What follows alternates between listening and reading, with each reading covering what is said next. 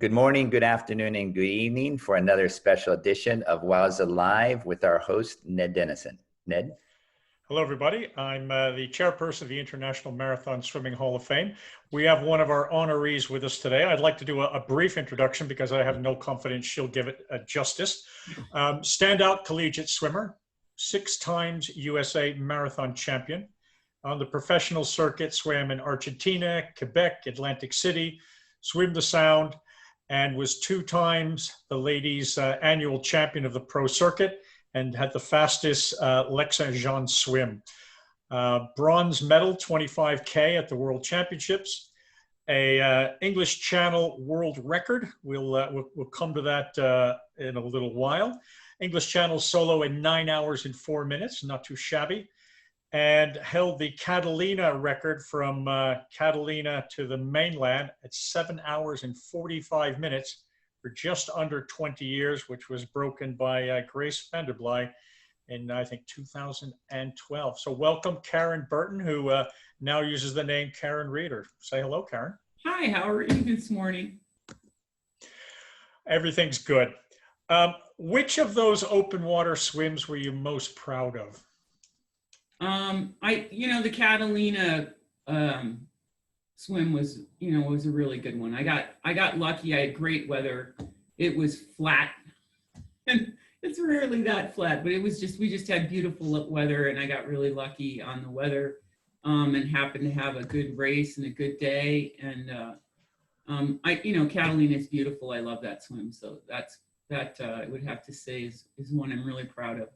The other one, I guess, would be the opposite of a beautiful day. It was up in Lake St. John. They had a 25K up there. I forget what the name of it was, because we had world championships every 4 and then some kind of world championship race, but they didn't call it that. I forget what they called it. And it was 25K in Lake St. John, and the weather was just awful. And I was able to win that race as well. But it was not the normal Lake St. John swim. We went, there's the harbor there, and you went out of the harbor, and then we went 6K down the lake, and then 12K back, and then 6K, back to the harbor, and then we did 1K in the harbor. And the weather that year was terrible. It was cold. A lot of countries didn't go. And I don't remember the water temperature, but I do remember we swam outside the harbor, and Shelley Taylor Smith was there, doing that race as well. And Shelley always goes out fast. And we're going down to that 6K, and literally I'm almost like body surfing on the waves in a lake. Like you get that little push, right? Every time a wave went by, it's a little push. And Shelley's out fast, and I'm like, I just kind of was like, no, I'm just gonna keep it long, because I know when we make that turn and we have to go 12K the other way, it's gonna be just awful. And it was just awful. It was terrible. And made the turn, and of course it's windy, so Shelley got cold, and she ended up not being able to finish. Another interesting thing, Dale Petronich sat in my boat for that race, which is kind of funny. And I don't think that, and the other thing is those boats, I don't know if you know that, somebody talked about that in Lake St. John. The boats were made of wood, and they made them for the swim, so they're weighted in the front. They have weights that they made the boats with weights, so they'd be stable in waves.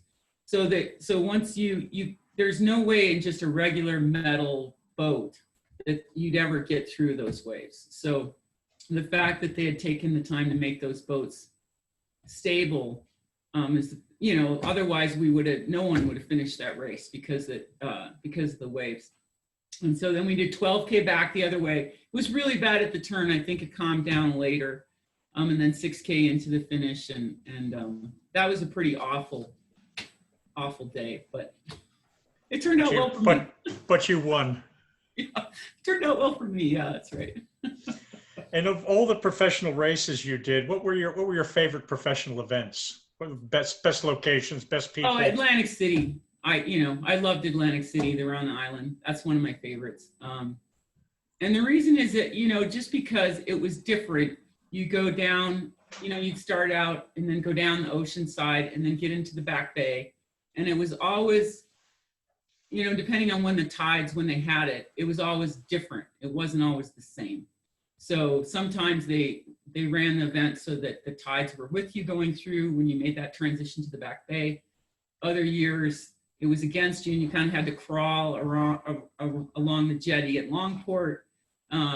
It just made that race always different and always interesting and strategic, and you kind of had to know what you're doing a little bit. And so it always made it fun. I remember one time, it was a time I think when in the back bay you had to go like kind of crawl around. I mean, literally you swam, instead of swimming like on the boat docks, there would be, you'd like go point to point, right? You think, well, swimming point to point is the best. Like there's say a boat dock, it's maybe, I don't know, 30 yards long, right? Well, it actually turned out to be better to go, because the tide's so much against you, you had to turn right and go in and then swim up and then turn left. So you're like swimming a box instead of a straight line. But that was actually faster because I wasn't doing it. And then some guy passed me going in and doing that. And I'm like, dang it, I got to go in and swim, swim this box. And, and that was, it's just interesting. So that makes Atlantic City fun. That was probably one of my favorite events. I think we've got one of our honorees who fell in love with a lifeguard and married him for happy forever after. We had one of the German swimmers who said, staying with the same family year after year, they became part of her family. Do you have any Atlantic City swim stories you want to share with us on the private nature, or are you going to keeping them secret? I had a really nice family, and now you've asked me that question, I can't remember their names, that lived in Margate that I got to stay with, and that was really nice. Because I guess you're an American, you kind of knew some of the people that in Atlantic City, the lifeguards, you got to know them. The other thing about the back bay was, the people would come out and watch the event. So there was a sprint or something in the back bay. There was one spot where they timed you, and some family would give, I don't remember if it was $100 bonus or what the bonus was, if you swam that mile or whatever in the back. James Kegley, I think, won that a lot. He was always, you'd have to ask him, but anyways, and so that was really exciting. People would like kind of spend the afternoon and, have a barbecue and go out and watch the swimmers go by. It's just, we did have a training camp once there. And I learned a lot about how to race in the back bay based on that training camp. USA Swimming had a training camp back there. And the mayor at the time, Jim Whalen, had a house on the back bay, and we'd use that as a starting point for some of our training swims. And when you got back in there and got to train a little bit, depending on what the currents were, you really, the kids, we'd mess around, and someone would go out in the middle and someone would go at the side. And so you learned a lot about the difference, how much of a difference it made to be in a certain spot. So I just love that swim. You mentioned USA Swimming. We just posted a picture of the Egyptian national long distance swim team from the 1950s. There's something like 20 male swimmers. There's some handlers, some assistants, some executive directors. They've all got the regulation blazer and ties, and they were clearly incredibly well-funded and well-organized in the 1950s. You were part of the very first group that had much of any push from USA Swimming. Just describe those early days to us. Did you get a blazer and a tie? Nope, didn't get a blazer, but I'm not sure I wanted a blazer anyways. It was interesting. We were always concerned about the budget for sure. And the swimmers were aware of, kind of aware that we needed to swim well and do well. Because this, we're kind of the beginning on this, and we have to be successful. I mean, there's a little bit of knowledge, I guess not, I wouldn't call it pressure. It's just an acknowledgement that we had to do well. It was, that swim I talked about in Lake St. John where Dale sat in my boat. that particular race, we didn't send the team. We were going to send the national team. There were 4 of us, and 2 of the swimmers weren't very good in cold water, and we knew the water was going to be really cold.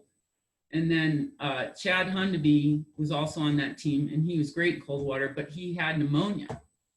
And so they ended up, I was the only one they sent, and that created a little bit of, and the reason I got to go was I was the coordinator at the time for USA Swimming, and so they could kind of justify that I was going. They had some kind of, they had meetings and stuff that I could justify that I was going for the meetings, and then I would just happen to swim while I was there, right? So that's the only reason I was there, and Dale was there as well.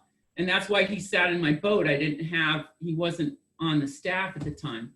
But we didn't want to go and figure that 2 of the people probably wouldn't finish because they weren't good in cold water. And Chad would kill himself, basically, to try and finish, even though he had pneumonia. That was just kind of swimmer he was. And so they were worried about that. He was not very happy with that decision. But, and so, so they were cognizant of the fact that we can't go to an international event, spend all that money and have, 3 people not finish. It'll sink us, because you go to the meetings and be like, well, in the swimming world, in the pool world, no one doesn't finish, it's like, you maybe don't do well, but you don't not finish. I mean, that's, it's a completely different, something that can happen that, that doesn't happen in the pool world. And so they don't, there was a little bit of pressure, The other thing that was interesting was always the medal money that they would give out. So when we would travel sometimes we'd travel by ourselves, and then sometimes we'd travel with the swimmers. So and you always got a little better treatment with, when you traveled with the regular group, because you got to do and stay where they stayed. Like when we went to World Championships in Perth, this great hotel. When we were traveling by ourselves, of course, we were always trying to save money. We weren't spending money as well as they did, or as much as they did. We were always trying to be very careful. But so there was a difference in that when you traveled with them and when you traveled with, just by ourselves, as far as the money went. Which trip had the most support or push or sponsorship from U.S. Swimming that you were involved with? World Championships for sure. Those events. I went in the first one, I went to the 2 ones that were in Perth. So I think that was like 91, or it was in December. So it was in January. So everybody would get those dates mixed up, like which year it is. And because they always had that World Championship in December instead of in the summer. And then I went again in 98. So those certainly were extremely important. We did really well in the first one. I think we won, at that time they only had 25K, and our team won the team championship because Chad was first and Jay was 4th, and Martha was 2nd and I was 3rd. And so we won the team championship. And at the time, it's kind of interesting. I know Jay was so mad he didn't medal. He was really upset about that. But I don't think he appreciated that was an extraordinary finish for the U.S. If you put it in historical perspective now, the fact that we had that kind of, one event and we did so well in that one event, it's just extraordinary. You swam both the English Channel and Catalina, which are traditionally solo events. How did you approach them? Were you racing from the moment you hit the water, or were you just cruising along and got incredible times? I would say that, you're never, I don't know, I guess I don't take that perspective that you're racing all the time. I mean, you can't ever go out like sprinting. Although we do go out fast. I mean, I think that's changed, I guess, since we've added the drafting thing has totally changed. We'll talk about that later. It's totally changed the sport. I think you go out strong, I mean, I try to go out strong and then just enjoy the swim. Certainly Catalina is a tremendously enjoyable environment with marine life and the phosphorescence as you pull your hand through the water. The English Channel is not quite so beautiful, but it's iconic. So you just, so there's that excitement about just being in the English Channel and swimming the English Channel. Why did you swim the English Channel? I think, and this is, I have relatives that were in World War II, that, some uncles that no longer are alive. And I think that means something to them. They know what the English Channel is. Like, people don't know what Catalina is or Atlantic City or Lake St. John. And so it's interesting the difference perspective you get from people that know nothing about the sport. When I swam the English Channel, that was really impressive to them because it was something they knew and they understood that they didn't understand about all these other events wherever they were. And, you say how far you swam and it doesn't really have a meaning to people. But the English Channel has a meaning to people because so many of them have been there or seen it, or I guess for the Americans going, across that in World War II, there's just so much meaning to that body of water that it just made, they were impressed by that. I mean, it meant something. So I think that it just kind of ices what your capabilities in a way for people that aren't swimmers. If that makes sense. It's a different answer. One of the ones that really made me smile was Stefan Lacasse said that he kind of swam the English Channel after his best racing days were over, and he really only swam it because he used to describe himself as a sort of world champion professional swimmer, and people would say, "Have you done the English Channel?" And he'd go, "No." And it kind of demeaned his entire sporting career. So he said, "I'd just go do it one day." You were part of an incredible relay across the English Channel with the U.S. national team in 6 hours and 52 minutes, which for years and years and years and years, people would just kind of suck air between their teeth at the time. When you saw Stoichev and then Grimsey break 7 hours on a solo, did you kind of scratch your head and say, what's us? What were we all about back then? Were we laying in the sun, or were these guys just that fast? When we did that race, I mean, I think we were training at the time, so it wasn't like we rested and it wasn't like at the time we were there for training and we were going to go swim up in Windermere. I think I have that right. So so we swam hard, but it wasn't as if we were rested and we didn't get the perfect day. We had a nice day. I must say we had a nice day. But we weren't waiting for perfect conditions or any of that stuff.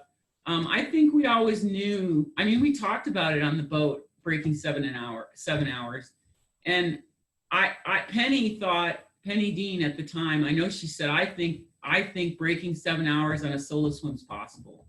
And so we talked about it, and Chad Hundeby was on that relay. And I think, what did he go, 7:15 or 7:14? Later to break the record, before the guys went under 7. And then Christoph broke his record, I think, a year or two later. So I think we talked about the possibility. I wasn't really surprised because we had always felt that was possible. Plus so on that relay, we had us 4, and then we had a friend of mine from the Air Force Academy that was on it, happened to be over there trying to do a swim. And then Sid Cassidy was on that relay as well. And I never saw Sid even train. Maybe he did. I don't. You'd have to ask Sid if he actually trained. He listens to these. I know he does, so he can answer that question. He told me. He was anchor on that relay. He swam really close to the boat. I do remember that. is all of us are kind of swimming out, you know, and I remember Sid is just like, I mean, I swear he's 1 foot from the boat. I'm like, what are you doing? He's like, he's drafting off the boat, you know, and it wasn't that, you know, he could do that within the rules. You just look down, you're like, wow, that's impressive. he's sitting right next to the boat. It's very funny. Give us one other favorite memory of your open water swimming days before we move on to your coaching. I think one of the most interesting events was, of course, swimming down in Argentina. And probably, I don't think, not everybody got to experience that, because a lot of Americans didn't go down. And at the time, we were just traveling on our own. So like the American swimming community for open water never really saw it. But the number of people, spectators at those events down there was just unbelievable. And the first year that we did the Herendarius to Parana swim, I remember that was 88K, but it doesn't swim like 88K. It's like 9 hours, you know, because there's big currents going down. And typical for open water swimming, when you do these marathons, you always want to know where the finish is, but you never want to ask because you don't want to know the answer, right? I mean, it's always like, how much further, but you're afraid it's going to be further than you want it to be. And so you don't want to ask, kind of. It's kind of a funny psychological game. So we're down there the week before and we decide, hey, we're going to swim the finish. Because the idea would be, all right, I'm going to swim the last mile or whatever. So I know what to, know where the finish is. And then if I'm in a race, you got to have an idea of when I'm going to pick it up and speed it up and sprint or whatever, because you don't want to sprint too early. And so we go, a couple of us, I know Shelly was in that group. We go up and we get in somewhere above where the finish is, and we're going to swim down to where the finish is. And in Parana, where this race is, there's it's kind of, the river is at the bottom of this big hill. And so I'm looking for something I can see, like it's just a big hill, right? And so you gotta like find something to look at so you know where you are. And very up high on the top of the hill, I see this white wall. I'm like, oh great, white wall, I can see it, it's visible, I know where I am. So I time that to the finish. I'm like, okay, I know, whatever it was, 10 minutes out, 12 minutes out, there's this white wall. So we do the race, and I had a really good swim on that. I won that one too. That's one of the ones I won. And so I come in, and there are so many people on the hill that like I'm 10 minutes out or 12 minutes out or whatever the finish. And I swim by where this wall is, and you can't see the wall because the whole hill is people. There's no white wall. It's just mass of people for like 10 minutes, like all up and down this wall. Yeah, I mean this hill. And then you finish, and I had a really great swim, and so they let me, since I guess I was pretty far ahead of everybody else. So I went up on the podium by myself. It's probably because we're women too. They wait till the 3 men are finished, and the 3 men go up, and then I was up on the podium by myself instead of having the 3. And it was like being in a football stadium. Just all the people. I mean, it was tens of thousands of people, tens of thousands. And it just made you cry. And even the Olympics doesn't have that number of live spectators. And so that swim plus the Santa Fe Caranda race, where they would have tens of thousands of people lining the river, and at the finish, a lot of swimmers in general, didn't get to experience that. And I don't think we have it anymore. I don't know that we have that kind of spectator interest that they had down there. We just don't have it.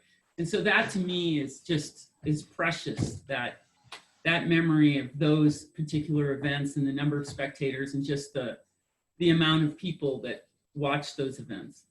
So when you go to do your coaching every day, there's not 50,000 adoring fans lining the streets yelling your name to you every day?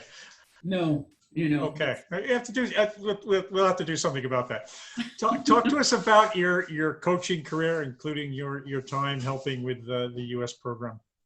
Well, I worked with, I was the open water swimming coordinator for, I think, 4 years. And then I started coaching a master's. I'd always been coaching masters. So I did coach masters for a while. Then I started coaching high school for, locally. But then when I was married and had kids, I kind of took a break. And then my kids started swimming, and my oldest has a type 1 diabetes. And so when they're young, he was diagnosed at a very young age. When they have that disease, you don't leave them at the pool by themselves because you're concerned they're going to have a low blood sugar. And so I ended up sitting at the pool during practice, which is just like a nightmare, for a parent. For me anyway. Some people like to sit at those workouts, not me. I was like, oh my God, I got to sit at practice. And so I got back into coaching because I'm like, this is silly. I'm sitting here, I'm sitting at practice, and it just felt so silly. And so I started coaching with our team that the kids swim on, and have done that now for, I don't know how many years, but yeah. So I coach, but I'm mostly coaching pool now. Oh, I can't hear you. Are you still swimming yourself? Oh, yes. Yeah, I've always kept swimming. I swim about three times a week, 3 or 4 times a week. And we actually swam during the COVID thing. Because my son's type 1 diabetes, when he swims, and my other son swims as well, and my husband swims, when that all started, his blood sugars were terrible because running and biking isn't the same. And so we went and bought a above ground pool that fit in our garage. And we filled it up, and we swam tethered in the garage. And I thought, well, gosh, this is going to be a waste of money. We're going to do this for 3 weeks. Well, we did this for 2 months. We swam tethered in the garage. But it, if you're swimming all the time and then suddenly you can't swim, it's really hard. And for me, that was just it was the most wonderful thing and this most stupid thing all at the same time. Like, because you're swimming in your garage. I mean, we had the best pool in the city, and it's in a garage. It's a little 16 by 8 feet into garage. Do you know anyone else in the world that has a pool in their garage? Anyone?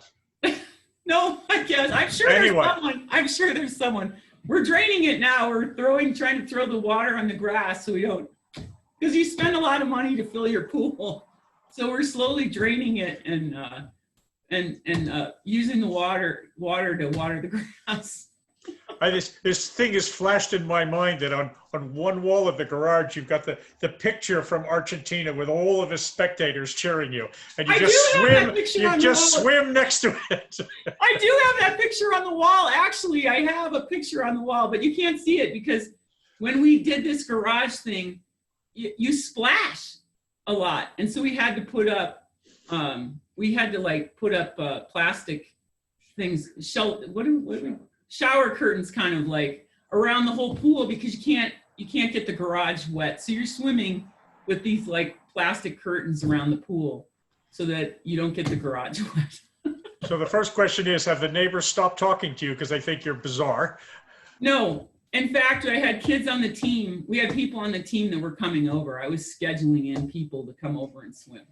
Okay. The people who were really desperate, yes. And then the second question is, even with the shower curtain and even closing your eyes, you still can't see those spectators in Argentina? Still to this day?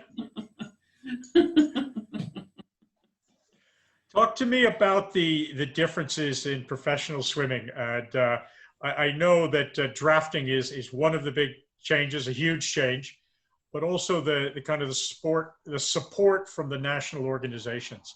And you've kind of seen some of those changes from a unique perspective.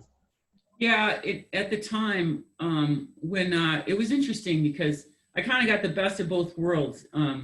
When we traveled for the professional events, we traveled by ourselves. I didn't take coaches with me. We would just pick up people. The organization we'd say, hey, we need somebody to sit in our boat, and they would provide a local person, and we'd sit down and tell them what to do.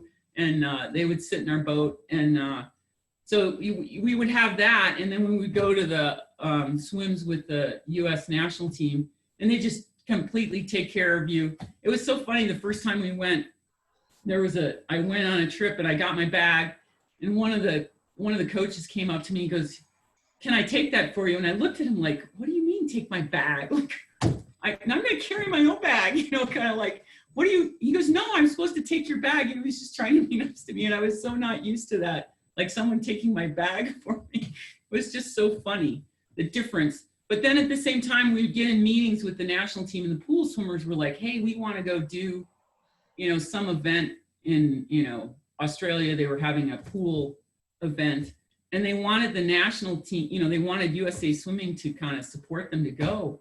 And these were older athletes. And I remember saying in one of the meetings, "Why do you want that? Why don't you go on your own? Then you don't, there's a freedom in that to go on your own. You could actually have a beer, maybe, which was not allowed at the time on, you go with USA Swimming, you have all you have to sign all the stuff. You're not allowed to drink, So for an older athlete, I can understand that they've got 16-year-olds and 17-year-olds on the team. But for the older athletes, it was kind of like all these restrictions. And I remember sitting in a meeting going, "Why don't you just go on your own?" Like, but that hadn't occurred to them, but we were doing that all the time, going on our own and then getting tired. And it was a nice change. There were wonderful things about both, that was really nice to be taken care of and have people carry your bags and have massages available. That was really nice. If you were 18 years old right now and a great swimmer, would you be trying to compete in the 800, 1500, and 10K? Sure. Yeah. Probably I didn't have that kind of speed. So, yeah, I think so. If you had that kind of speed, and you could do that for sure. Yeah.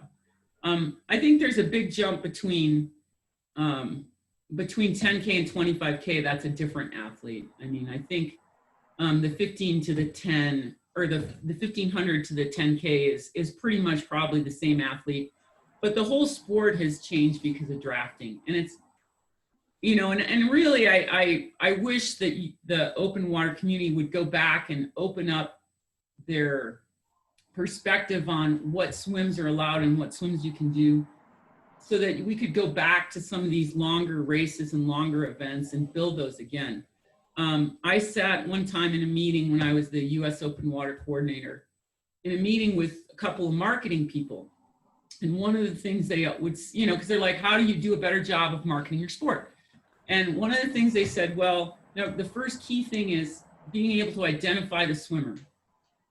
So as a spectator, you got to be able to look out, be able to identify your swimmer, who he is, and cheer for them. That's like it, and you see that in the swimming pool. For example, they even put the flags now when you do the Olympics. They put the flags on the lanes. They have that overview thing that puts the flags so people can better identify their athlete, right, and who they're cheering for. And so I thought, well, in the professional races, they did a great job of that. In USA Swimming, we're just trying to get the race off. We don't have signs and all this kind of stuff. But if you think about it, that was something that was done really well by those professional events. For Atlantic City, for example, my parents went down and watched that race. You could go out on Steel Pier, and all you have to do is look, and you can see the name, was on the boat, the flag of the country was on the boat, and you could identify people just by going out on Steel Pier. You could say, "Oh, I can see that so-and-so's in the lead, and there's my swimmer," and that kind of stuff. And we've lost that with the 10K pack swim. There's a live spectator can't identify their swimmer, because there's the pack, and then you've got all the people surrounding the pack. You've got the official boats and the that are watching the pack. And so we've really lost that. And so you can't just have some spectator off the street go out and watch an event like you could with these longer swims. I mean, all of them had it. Lake St. John had the names on the boats and the flags. And so part of that is the drafting, that now that we've gone to these pack swims, everybody's in a big group. And I would like to see them go back and allow non-drafting swims where you could go back to that, and it would be different for the swimmers. I think too that it allows, the other thing, the drafting, it kind of prevents people from just going out harder than other people because they can't get away from the pack. So when you had no drafting, certain swimmers would go out really hard. And then the question would be, could you catch them or not? But you can't really do that with the drafting because the pack just keeps you in and pulls you in. I mean, some have tried. The last Olympic, there was that one Olympics, that one Australian guy tried to get away, tried to make a go of it, but the pack caught him back. But if you don't allow drafting, then that changes the strategy again. And so for those reasons, I'd like to see the sport open back up and allow some of these different events that were more spectator friendly, live spectator friendly. We're not talking like TV, but those events were very friendly for spectators.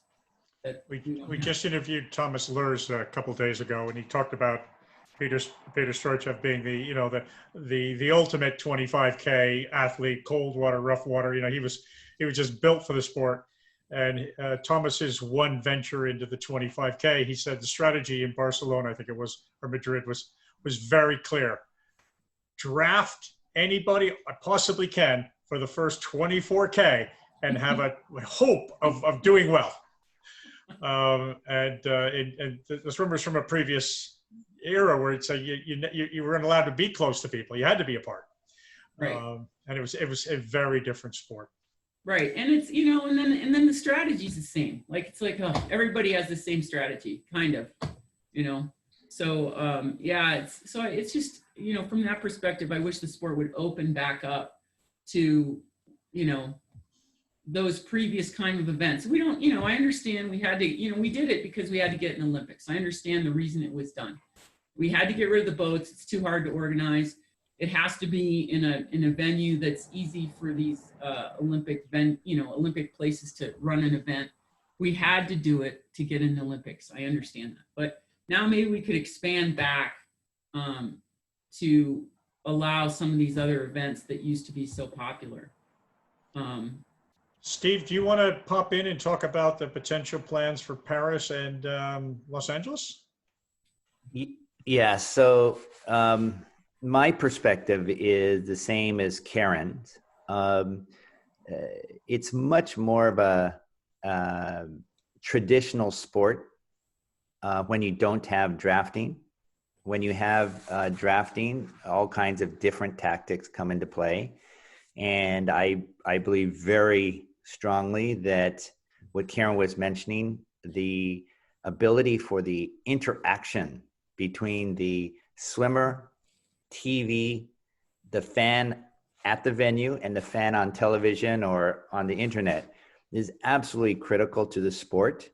And so having the flag, having the country hat, having the trainer and boat captain interact, all of this makes the sport much more rich, much more interesting for the spectator, and therefore for sponsors, TV, etc.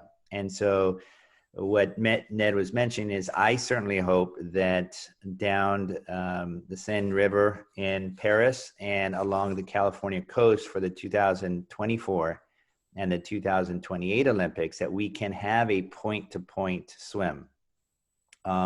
But there are huge obstacles involved. Right now, all of the swimmers, with perhaps the exception of Peter Stoichev, they all like the pack swimming because, for example, Karen, I looked at the differences in time between the medalists in the 5K race and the times of the 5K team relays. And they range between 3 and 7 minutes. So in other words, just drafting off 2 people bought you between 3 and 7 minutes on a 5K race at the World Championships.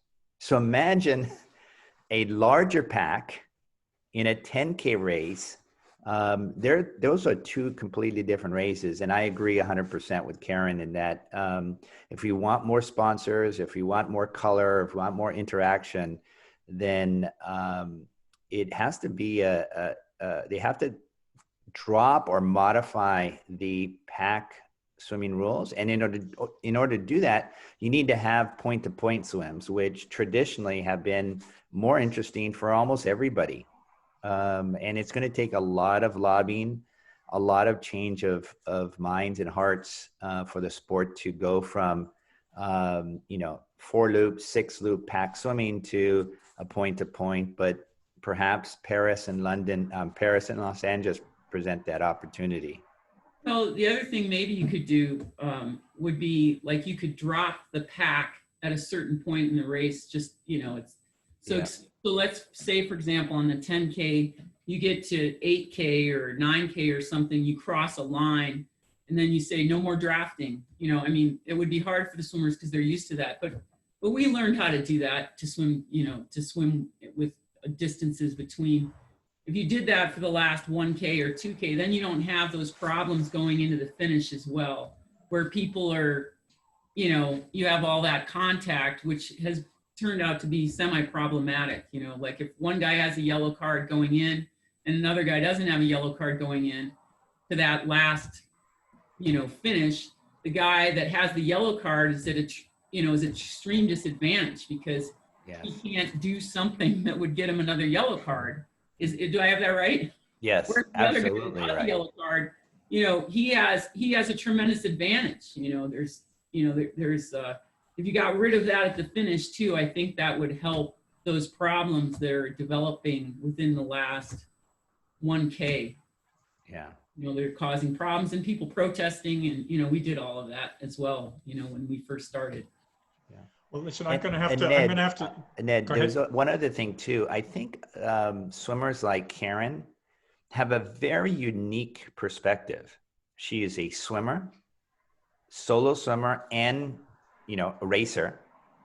She is a world record holder, a world champion, and she is an administrator and a coach. All those perspectives rolled into one allows her to make judgments and observations of the sport from every angle, which means, in my opinion, her opinions and observations are very valuable. Even with the swimming pool in the garage? I forgot about that. Thanks, Steve. Hey, well, I was swimming and you couldn't swim in the ocean, I think, at the time. I was talking to John York and he goes, I can't go to the beach. He goes, it's closed. I'm like, I'm swimming in my garage. Come on and visit me. I just thought that was crazy. Listen, Karen, we need to sign up, but I want to thank you very, very much for your time. And I agree with Steve. We need people like you to set fire to some of the traditional opinions. I personally don't like the boys. I think if they wrap them in barbed wire or something, but when I go around something like a rock, I want to know I'm threatened to get a scratch or worse. This plastic boy thing just isn't for me. It isn't right. Take care. Bye. Thank you. Thanks.